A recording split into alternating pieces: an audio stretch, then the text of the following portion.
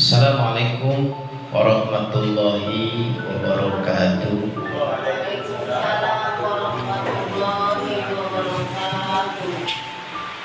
Alhamdulillah, alhamdulillah rabbil alamin. Wa bihi nasta'inu ala umuri dunya waddin. Asyhadu an la ilaha illallah wa asyhadu anna Muhammadar Rasulullah. Allahumma sholli ala sayyidina Muhammad wa ala ali sayyidina Muhammad. Allahumma faqihna fid din wa 'allimna ta'wil. Rabbana yusrah lana sudurana wa yassir lana umurana wa mul 'uqdatam min lisanina yafqahu aqwalana. Ya Fatahu ya Alim, ya Fatahu ya Alim, iftah alaina ya Allah futuhal arifin. La haula wala quwwata illa billahil aliyyil azim. Bapak Ibu yang saya hormati, alhamdulillah malam hari ini kita dapat berkumpul bersama di tempat yang mudah-mudahan dimuliakan oleh Allah Subhanahu wa taala. Dan secara hakikat duduk bersamanya kita di sini tiada lain atas izin Allah Subhanahu wa taala. Allah yang telah memampukan kita bisa mengikuti duduk bersama di majelis ilmu. Bahkan sebelumnya Allah telah memampukan kita dapat melaksanakan sholat isya secara berjamaah. Itu hakikatnya Allah, Bapak Ibu, yang memberikan kemampuan dan kekuatan pada kita. Sesungguhnya setiap orang yang hendak akan melaksanakan sholat, Bapak Ibu, itu diuji oleh setan luar biasa, digoda. Gimana caranya agar tidak bisa melaksanakan sholat berjamaah? Sholat sendiri saja kadang-kadang dinanti-nanti, kan begitu ya Bu? Nah, itu semua adalah godaan setan. Maka berterima kasihlah pada Allah, syukuran ning Gusti Allah, mau kita bisa melaksanakan sholat isya tepat waktu. Alhamdulillah. Tuh nikmat Bapak Ibu itu tuh. Ya, maka enak Bu kalau dikembalikan pada Allah, itu enak. Alhamdulillah Allah memberikan kemampuan kekuatan pada saya. Kan gitu ya Bu ya. Tuh nikmat ibadah diantaranya. Belum lagi nikmat kesehatan Bapak Ibu, luar biasa.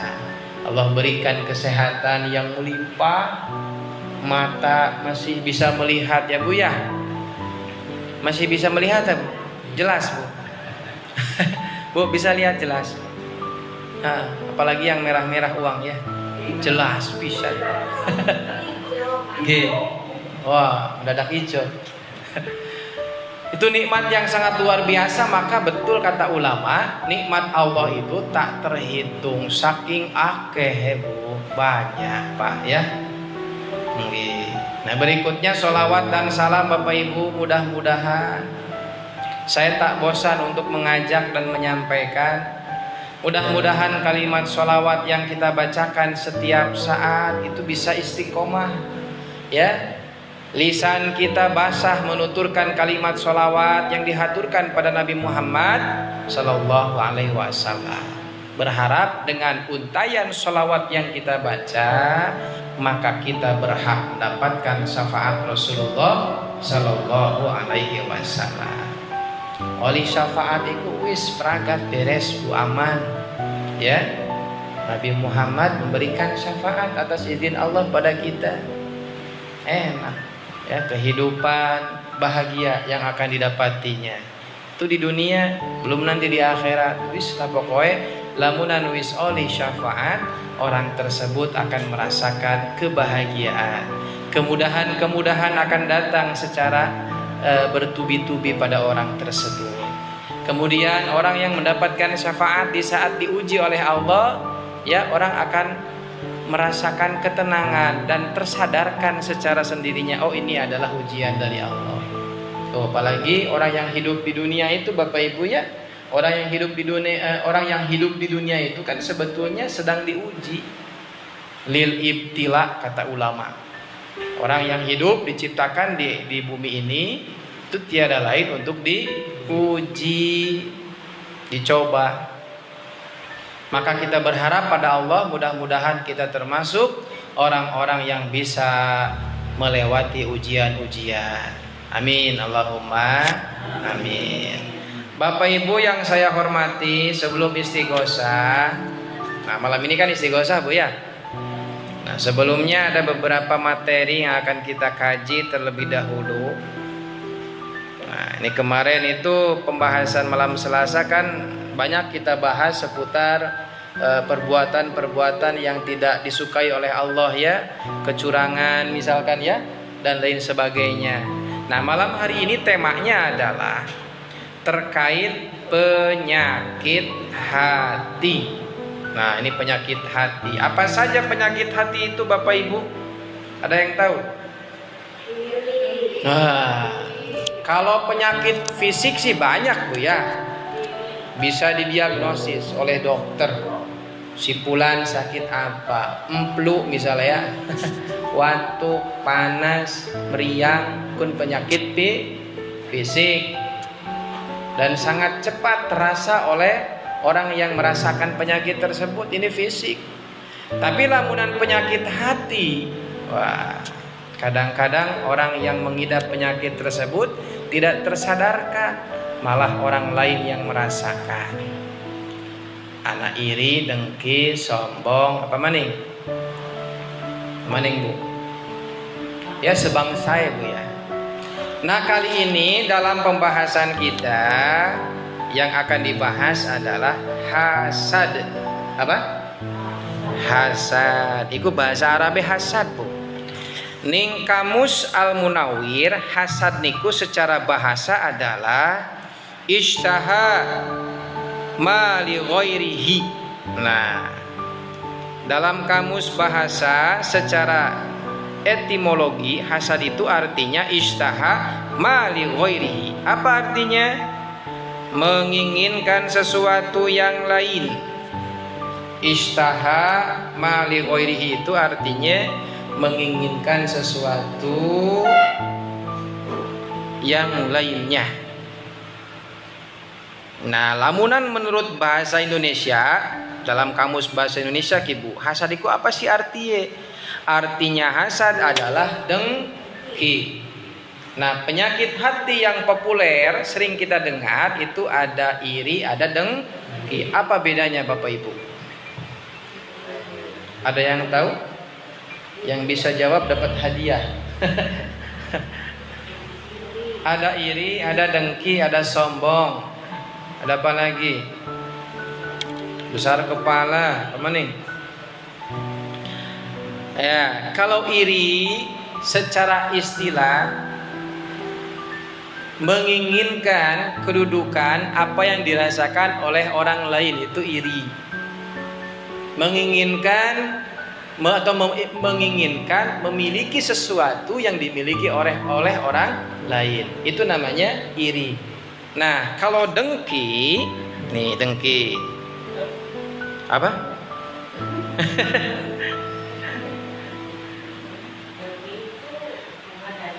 Bukan, nah ini lebih akut Bapak Ibu.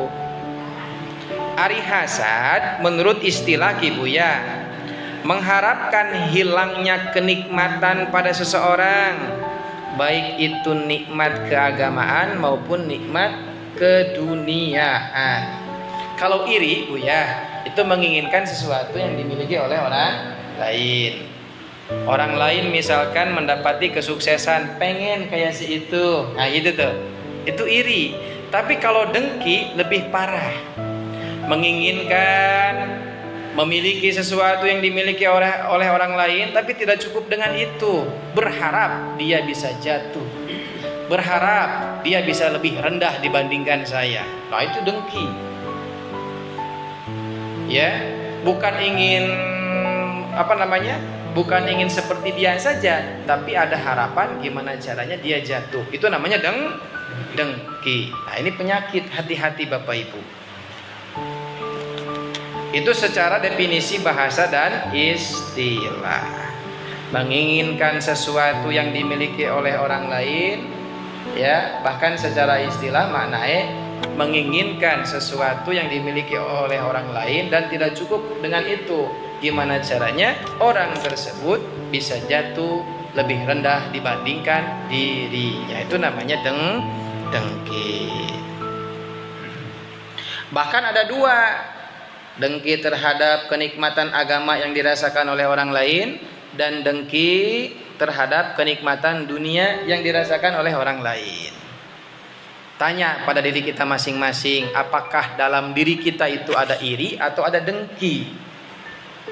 Padahal kalau secara hakikat, maaf Bapak Ibu, perihal nikmat itu sesungguhnya Allah yang memberikan.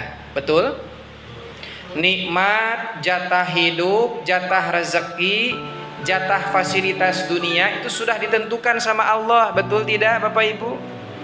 Iya, sudah ditentukan kapasitas rezeki seseorang segini, semuanya sudah ditentukan. Mustahil tertukar dan sudah tertakar. Ya, pengen kayak si fulan. Boleh punya cita-cita baik, pengen lebih meningkat derajat status sosialnya, tapi jangan sampai iri. Kenapa jangan sampai iri? Yaitu kan sudah ditakar oleh Allah. Betul. Nah, apalagi kalau ada dengki, ya Allah, kok saya begini-gini aja sih hidup saya, pengen dong kayak si fulan, atau gimana caranya si fulan jatuh lebih rendah dibandingkan saya. Hati-hati, bisa saja kita tidak menerima terhadap takdir Allah. Itu dengki itu begitu. Lalu bagaimana dampaknya jika seandainya ada iri, ada dengki dalam hati kita? Kata keterangan dalam kitab-kitab maroji yang saya dapatkan Bapak Ibu, hati-hati bahaya terkait dengan hasad itu adalah yang pertama, dosa besar. Dosa besar, kata Nabi disampaikan, la tabaghadu wa la tahasadu wa la tadabaru wa kunu ibadallah ikhwanan. Hadisnya riwayat Bukhari dan Muslim, sahih Bapak Ibu. Apa kata Kanjeng Nabi? La tabaghadu, janganlah kalian saling membenci. Wala tahasadu, janganlah kalian saling mendengki. Wala tadabaru, dan janganlah kalian saling bermusuhan. Wa kunu ibadallah, jadilah kalian semua hamba-hamba Allah ikhwanan, yang bersaudara. Tuhannya sama Allah, nabinya sama Nabi Muhammad sallallahu alaihi wasallam. Tapi toh kenapa ada perselisihan? Katanya Tuhannya Allah, tahu tentang takdir, iman ning Gusti Allah, tapi beli percaya atas takdir setiap individu manusia. Tuh kasus yang lagi viral Bu, tahu nggak di media sosial? Ya, ada kelompok A, kelompok B saling nyerang. Padahal sesama Muslim itu Bapak Ibu, terkait tema yang lagi highlight, yang lagi naik-naiknya itu adalah terkait tentang nasab. Tahu nggak Bapak Ibu? Tentang nasab kok dipertengkarkan, ya? Padahal sesama Muslim, Tuhannya sama Allah, nabinya Nabi Muhammad sallallahu alaihi wasallam. Ayolah rukun. Betapa indahnya jika seandainya antara sesama bisa mengedepankan kesamaan. Kalau dulu ya, itu yang lagi rame itu masalah khilafiyah di fikih dulu ya, sempat rame antara orang yang kunut dengan orang yang tidak kunut. Nah sekarang mah alhamdulillah dua-duanya sudah belajar. Ternyata ya dua-duanya punya dalil dan mendasar. Yang salah itu orang yang gak sholat subuh, kan begitu Bu ya. Dulu sempat rame tuh, kelompok A pakai kunut, kelompok B nggak pakai kunut. Ayo dijadikan perselisihan, janganlah. Nah, alhamdulillah sekarang mah sudah kelar masalah itu. Kenapa? Karena banyak para ustadz, para kiai menyampaikan materi secara tuntas terkait dalil-dalil tersebut.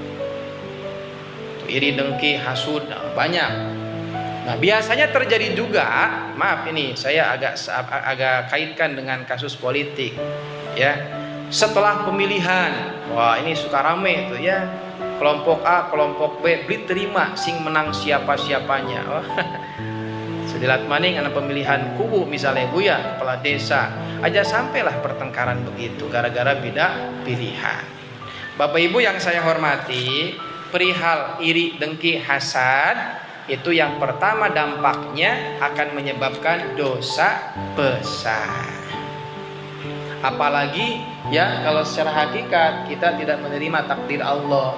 Si A, si B itu punya takdirnya yang sudah ditentukan oleh Allah. Masa kita iri, kita dengki terhadap orang lain? Berarti kita tidak menerima takdir Allah yang dijatuhkan pada orang yang kita dengki. Betul? Dosa. Kita nggak nerima pada Allah berarti. Begitu. Itu yang pertama dampaknya akan menyebabkan dosa besar. Yang kedua, ini yang kedua. Dampak orang punya perasaan hasad, iri dan dengki pada orang lain akan menyebabkan pahalanya hilang. Ada sebuah keterangan hadis riwayat Abu Daud ya. Statusnya hasan menurut Syuaib. Kata Kanjeng Nabi, iyyakum wal hasada fa innal hasada ya'kulul hasanati kama ta'kulun nar. Apa artinya? Iyyakum wal hasada, jauhilah hasad atau dengki. Fa innal hasada, karena sesungguhnya hasad itu dengki. Ya'kulul hasanati kama ta'kulun narul haqaba. Itu bagaikan api yang melahap kayu bakar. Jadi seandainya, maaf ya Bu ya, seandainya ibu atau bapak punya perasaan iri dengki pada orang lain, itu sesungguhnya pahala yang pernah kita raih akan hilang. Rugi nggak Bapak Ibu saya tanya? Rugi. Iya, rugi. Kita misalkan ya, ibu bapak sudah melakukan sholat, dapat pahala sholat. Ibu bapak sudah mengerjakan puasa wajib bulan Ramadan, dapat pahala puasa Ramadan. Ibu bayar zakat, kemudian ibu sedekah, dapat tuh pahala zakat dan sedekah. Bahkan maaf, misalkan ibu sudah berangkat ke Mekah menunaikan ibadah haji, dapat tuh pahala haji. Tapi maaf, ada perasaan iri dengki pada orang lain, maka semua pahala yang ibu miliki akan hilang. Itu ruginya hasad, ruginya iri dan dengki pada orang lain. Nah Bapak Ibu yang saya hormati, itu dampak yang kedua. Maka iri dan dengki bisa menggugurkan pahala kita. Kata Kanjeng Nabi, itu diibaratkan api melahap kayu bakar. Nanti di akhirat jangan sampai tergolong pada orang-orang yang muflis. Apa itu muflis? Orang-orang yang merugi. Pas ditimbang amal ibadah, lah kok ini pahala saya kemana? Maka nanti Allah memberikan keterangan, pahala sholatmu asalnya segini, gara-gara kamu sering ngomongin orang, diambil, hilang. Ya, pahala puasa kamu asalnya segini, gara-gara kamu suka benci pada orang, iri hati pada orang, hilang. Jadi rugi. Tuh dampak yang kedua. Ini penting sekali saya sampaikan, karena kenapa di era zaman kekinian itu ya, sikap-sikap iri dengki itu bermunculan. Kenapa? Karena ya, melihat kemajuan dunia sangat pesat, bahkan bisa diakses dengan mudah. Ya, lihat keberhasilan orang, status WA bisa terlihat kan begitu ya. Status Instagram, Facebook dan lain sebagainya. Timbullah rasa-rasa iri demikian dan lain sebagainya. Itu zaman sekarang mah begitu, nggak seperti zaman dulu, adem ayem. Ya, yang kedua dampaknya adalah bisa menghilangkan pahala. Yang kedua, yang ketiga. Yang ketiga, dampak daripada iri dengki atau hasad, la yazalun nasu bi khairin ma lam yatahasadu. Hadis riwayat Tabrani, ini hadisnya hasan. Manusia selalu dalam keadaan baik-baik saja. Ya, komunitas akan merasakan keadaan baik-baik saja sepanjang tidak ada di dalamnya orang yang saling iri dan saling dengki. Ini berdampak pada sosial, ya. Iri dengki ternyata berdampak pada status sosial, berdampak pada keberadaan kita ketika bermasyarakat dan lain sebagainya. Nah, Bapak Ibu yang saya hormati, dua lagi. Dampak berikutnya, dalam keterangan hadis riwayat At-Tirmidzi, kemudian Imam Ahmad dan Al-Baihaqi, ini hadisnya sahih. Dabba ilaikum da'ul umami qablakumul hasadu wal baghdha'u hiyal halikatu la aqulu tahliku sya'ra walakin tahlikud daina. Dalam keterangan ini disampaikan akan datang secara perlahan kepada kalian penyakit umat-umat terdahulu. Nah, apa penyakit tersebut? Hasad dan kebencian. Dan keduanya itu akan senantiasa mengikis. Mengikis apa? Yang dikikis adalah nilai-nilai agama. Berangkat dari perasaan hasad, berangkat dari perasaan benci terhadap orang lain, itu akan merusak hakikat agama kita. Agama kita akan rusak. Maka Bapak Ibu yang saya hormati, ini mari keterangan-keterangan yang disampaikan pada malam hari ini mudah-mudahan bisa dijadikan sebagai bahan introspeksi diri. Mari kita mengaca pada diri kita, jangan-jangan ya hati kita memiliki penyakit iri dengki pada orang lain. Kalau seandainya penyakit itu ada dalam diri kita, maka segera mendekat diri kepada Allah untuk bertaubat. Sedikit demi sedikit kita hilangkan. Kenapa? Karena melihat dari bahayanya luar biasa. Ini baru 4 poin. Satu lagi. Yang terakhir, poin yang kelima, dampak orang yang senantiasa memiliki perasaan iri dan dengki pada orang lain itu akan menyiksa hati. Siapa yang tersiksa hatinya? Hati diri kita sendiri, juga hati orang lain tersiksa. Ya, yang nampak, yang jelas dalam kehidupan itu hanya ada rasa benci, kecurigaan, ketidaknyamanan, ketidakbahagiaan. Apakah mau kita dalam keseharian merasakan itu? Kan tersiksa Bapak Ibu.